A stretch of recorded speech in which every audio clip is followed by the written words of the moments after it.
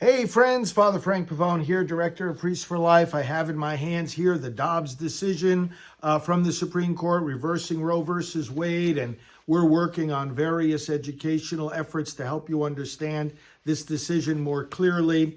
You know, one of my favorite lines from the decision is when the majority is criticizing the minority, the dissent in this case, and they say the most striking feature of the dissent is the absence of any serious discussion of the legitimacy of the state's interest in protecting fetal life.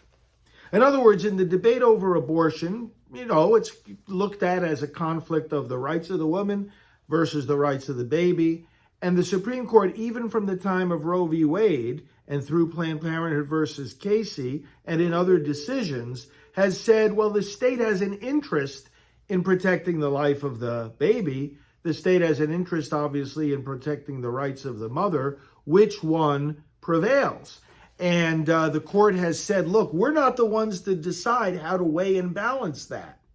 In Roe and in Casey, they decided in favor of the woman's right and didn't give the baby any rights until the very end of the pregnancy, even though they said, well, the state has some kind of an interest in preserving life. This decision, this Dobbs decision, takes a more common sense approach and says, look, at various points in pregnancy, and whenever you're allowing abortion, you have to come down on one or another side of that equation. And it's not up to the court to set a policy for the whole country. But then it says when the dissenting opinion says that Roe and Casey should be upheld, when Breyer and Kagan and Sotomayor are saying, no, we have to keep Roe and we have to keep Casey, they're not talking about the rights of the baby. Of course not. The pro-abortion side never does.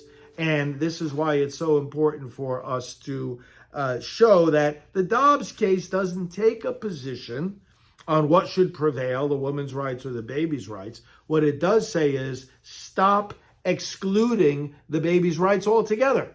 And no surprise, that's what the dissent does. We'll continue talking about this important decision. Be sure to read it at SupremeCourtVictory.com. God bless.